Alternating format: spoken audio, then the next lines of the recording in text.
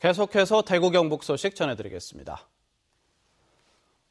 대구 경북 지역에도 비가 모두 그친 가운데 어제부터 대구 달성군에 34mm의 비가 내린 것을 비롯해 청도 32, 고령 28.5mm의 비가 내렸습니다. 대구 기상대는 비가 그친 뒤 오늘은 점차 맑아질 것으로 내다봤습니다. 오늘 아침 최저 기온은 대구 10.8도 등으로 어제와 비슷했지만 낮 최고 기온은 대구 22도 등 18도에서 23도의 분포로 어제보다 많게는 10도가량 오르겠으며 이런 20도를 넘는 낮 기온이 이번 주말까지 계속돼 완연한 봄 날씨를 보이겠습니다. 천년고도 경주를 관광하다 보면 신라에는 왕궁의 유적이 남아있지 않아 안타깝다는 얘기가 많은데요.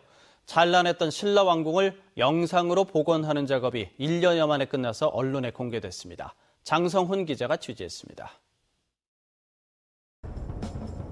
신라 왕궁은 바둑판처럼 잘 정비되어 있었습니다. 현대 건축 기술로도 짓기 힘들다는 황룡사 9층 목탑, 동양 궁중정원의 정수로 손꼽히는 안압지, 천문을 관측하고 재를 올리던 첨성대도 천년 전의 원형을 되찾았습니다. 실물 복원 작업이 진행 중인 월정교는 우리 교량 건축물의 백미라는 명성에 걸맞게 정교한 아름다움으로 빛납니다. 유적이 남아있지 않은 신라 왕궁이지만 각종 사료에 나와 있는 기록을 토대로 디지털 영상으로 복원한 겁니다.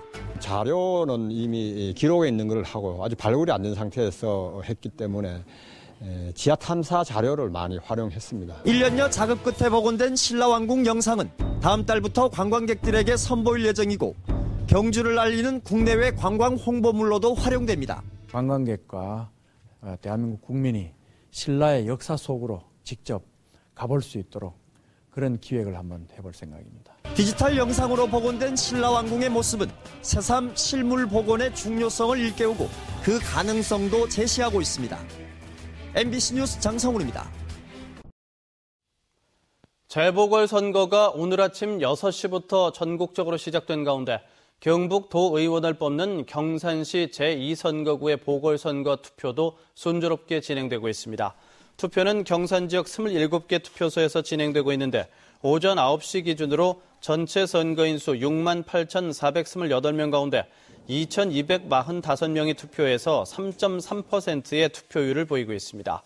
오늘 저녁 8시까지 투표가 진행될 경산시 제2선거구 광역의원 보궐선거에는 기호 1번 새누리당 배한철 후보와 기호 4번 무소속 박임태 후보, 기호 5번 무소속 이인근 후보 등 3명이 출마했는데 밤 10시를 전후해서 당락의 윤곽이 드러날 것으로 보입니다. 대구시가 대구자랑 UCC 경연대회를 엽니다. 이번 경연대회는 문화, 예술, 관광, 음식 등 대구를 대표할 수 있는 자랑거리를 사진이나 동영상, 자작시, 만화 등으로 만들면 되고 누구나 참여할 수 있습니다.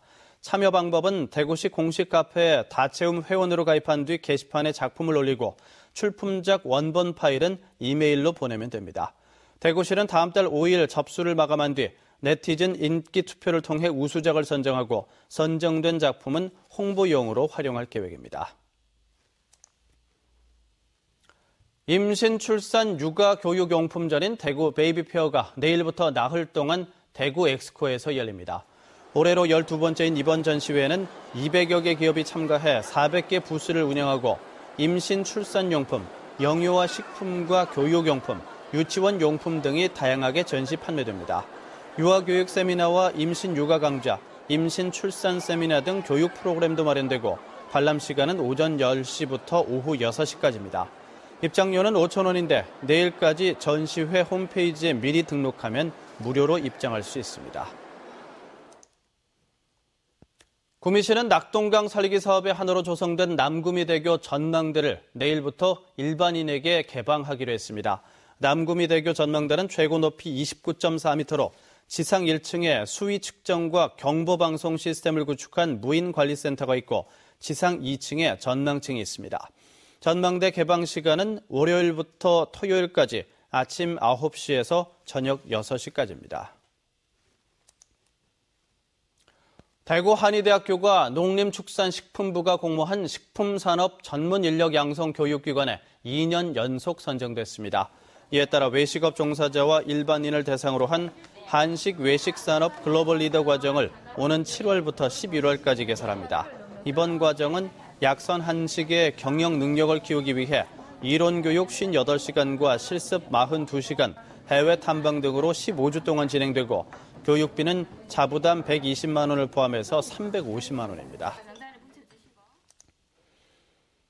대구시 달성교육지원청은 도산서원 선비문화수련원과 선비문화 체험연수를 위한 협약을 맺고 인성교육을 강화하기로 했습니다. 양 기관은 이번 협약을 통해 교원과 학생, 학부모를 대상으로 선비수련과 인성교육을 실시하고 전문성 있는 교육과정을 개설해서 확대 시행할 계획입니다.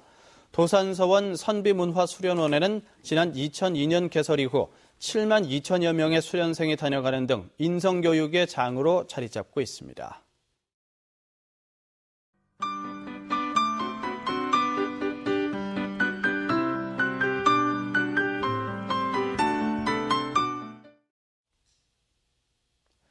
MBC 생활뉴스를 마칩니다. 고맙습니다.